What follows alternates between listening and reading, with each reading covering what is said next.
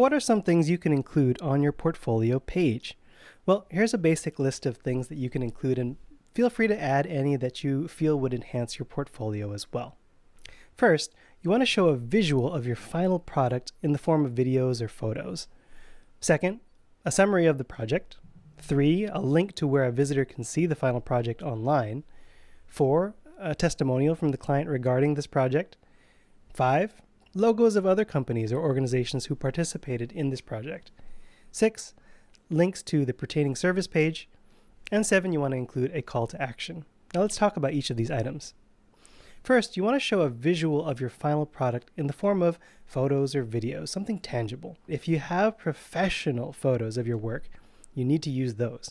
If you don't have professional photos, find it in your budget to hire someone if you can. Now you might also want to include a summary of this project. If you have the room and the layout of your portfolio lends itself to this, include a summary of the projects that you've done. This will help the visitor gauge if you can handle their project as well. Remember, we're continually bringing customers down the buyer's journey with our website. We want to also include a link to where a visitor can see the final project online. So if your final project exists online, provide a link. Visitors can see what you've created in action. Next, we can also include a testimonial from the client regarding the project. Now you can reinforce your portfolio items with these testimonials. Did those who purchased your product or service love how it changed their life? Well, you want to add that social proof to your portfolio.